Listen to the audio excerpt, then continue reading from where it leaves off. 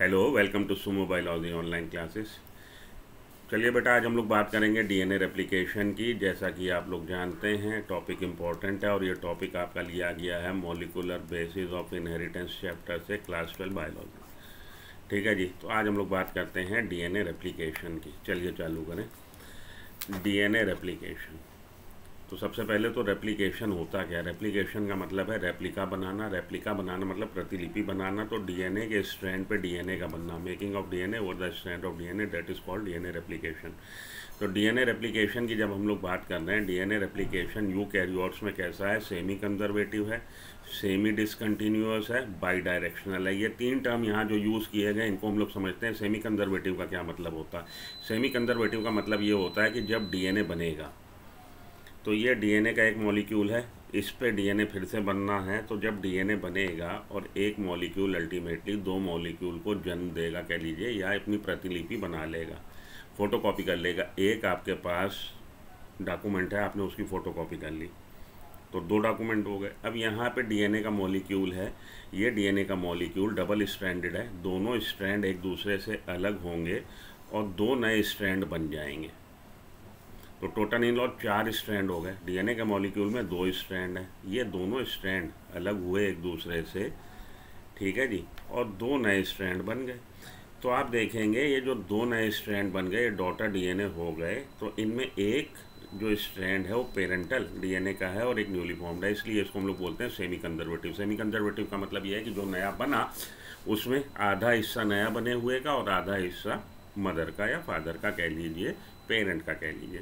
तो semi conservative mode of application follow करता है, सेमी कंजर्वेटिव मोड फॉलो करता है रेप्लिकेशन। सेमी डिसकंटिन्यूअस की एक स्ट्रैंड पे कंटिन्यूअस रेप्लिकेशन हो रहा है और एक स्ट्रैंड पे रुक रुक के हो रहा है, इसलिए सेमी डिसकंटिन्यूअस कहलाता है। बाई डायरेक्शनल, बाई डायरेक्शनल का मतलब ये है कि दोनों डायरेक्शन में। आप जानते हैं यूकैरियोट का जो डीएनए मॉलिक्यूल है वो कैसा है? वो लीनियर है, इसलिए दोनों डायरेक्शन में होता है। तो semi conservative, semi discontinuous, by directional, ये हो गया टर्म आपका। और आप प्रोकैरियोट्स में अगर देखेंगे तो semi conservative, bi directional and continuous होता है प्रोकैरियोट में। DNA replication can be defined as synthesis of DNA और द स्ट्रैंड ऑफ डीएनए। ठीक, DNA replication occurs in S phase, cell cycle की एस फेज में होता है। सिंथेसिस फेज जिसको बोलते हैं आपको पता है। सेल साइकिल को हम लोग 2 फेज में बांध सकते हैं, इंटरफेज और एम फेज। इंटरफेज में G1, S and G2। S phase में होता है आपका डीएनए रेप्लिकेशन।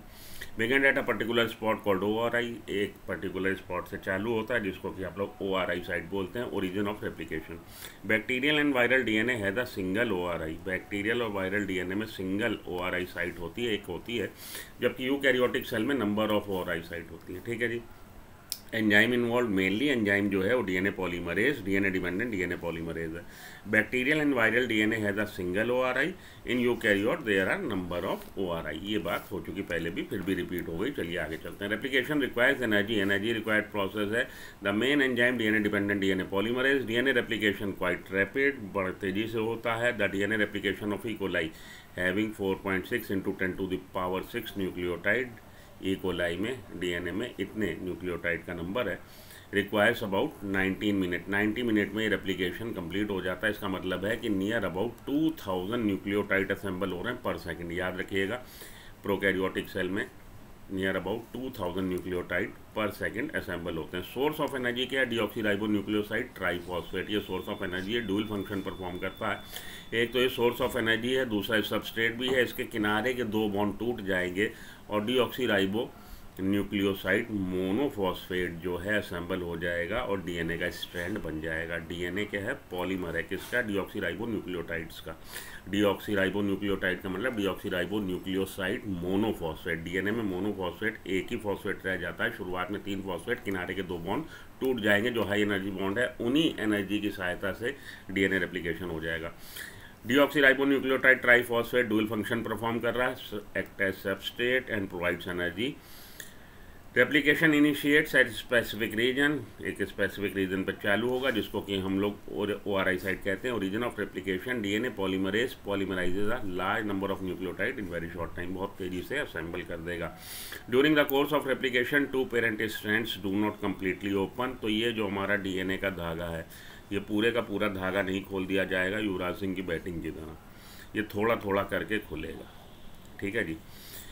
इकट्ठे ही एक साथ डीएनए का मॉलिक्यूल पूरा नहीं खोला जाएगा, but a small opening form in which replication occur, तो थोड़ी थोड़ी ओपनिंग होती चली जाएगी और रेप्लिकेशन होता चला जाएगा। These small openings forms are replication fork, और जहाँ पे ये ओपनिंग होगी वो रेप्लिकेशन फॉर्क बना देगा वहाँ पे, ठीक।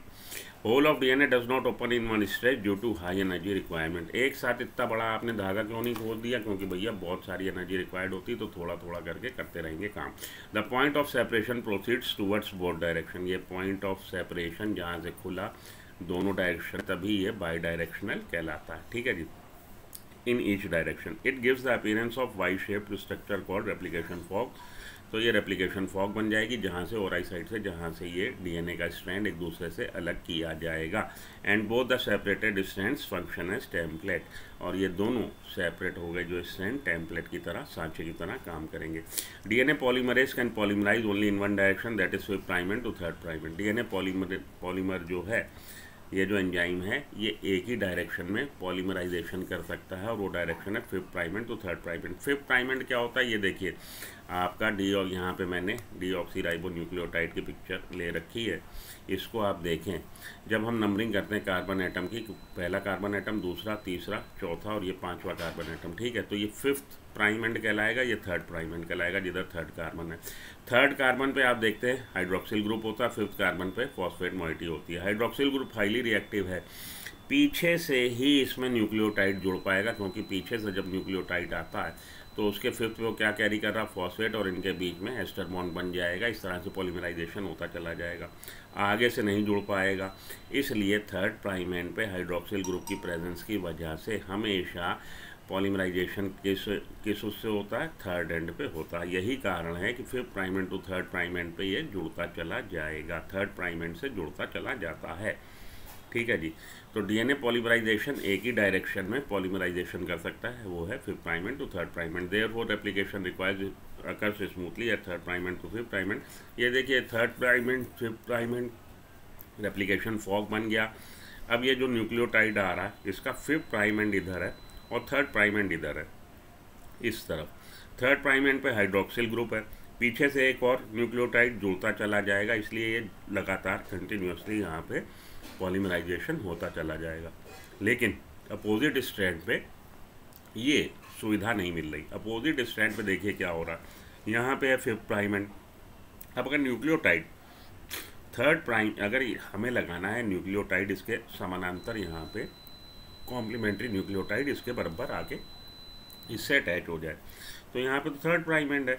अब इधर की तरफ शुगर का फेस किए हुए 5th prime and 3rd prime and, 3rd prime end पे हाइड्रोक्सिल ग्रुप फ्री है, लेकिन उसके नीचे तो टेम्पलेट है नहीं ना, तो इधर से जुड़ नहीं सकता। यही कारण है कि प्राइमर यहाँ पे इसकी जड़ पे अटैच होगा, और इधर एक्सक्यूज मी सॉरी, प्राइमर यहाँ पे अटैच होगा। तो प्राइमर जब यहाँ पे अटैच हुआ, 5th प्राइम एंड इधर है, 3rd प्राइम एंड इधर है, हाइड्रोक्सिल ग्रुप मिलेगा, तो ये जुड़ते चले जाएंगे, और जितना एक बार में खुला है उतना सिंथेसिस हो जाएगी डीएनए स्ट्रैंड की, बाद में फिर से खुलेगा। तो ये जो टुकड़े बने हुए हैं, ये टुकड़े टुकड़ों में सिंथेसिस यहाँ पे दिखाई गई है, ये ओकाजाकी फ्रेगमेंट्स कहलाते हैं। और जितना एक बार में जितना खुला, उतना बनने के बाद जब धागा फिर से खुलेगा तो फिर से वो जड़ पे आपको प्राइमर लगाना पड़ेगा। मानिए ए पोजीशन में यहाँ से चालू हुई थी, तो बी पोजीशन में यहाँ पे फिर से प्राइमर, और इतना टुकड़ा फिर से बनेगा, ओकाजाकी फ्रेगमेंट्स बनते चले जाएंगे। DNA polymerase can polymerize only in one direction, that is 5th prime end to 3rd prime end. Therefore replication occurs smoothly at 3rd prime end to 5th prime end. ठीक है जी, यही कारण है कि Okazaki एक लीडिंग स्ट्रैंड होता है, एक लैगिंग स्ट्रैंड होता है। जो अदर एंजाइम्स हैं, हेलिकेज है, हेलिकेज हाइड्रोजन बॉन्ड काटेगा, रेप्लिकेशन फॉर्क बना देगा। Single strand stabilising protein attach होंगी और स्ट्रैंड जो खुल गए हैं उनको स्टेबल करेगी। टोपो आइसोमरेज क्या करता है, टेंशन रिलीज कर देता है, ताकि फिर से वो लोग आपस में एक दूसरे से गुत्थम गुत्था ना हो जाए। आरएनए प्राइमर राइबोन्यूक्लियोटाइड है, वो शुरुआत में लगता है, उसके बाद डीऑक्सीराइबोन्यूक्लियोटाइड लगते चले जाते हैं।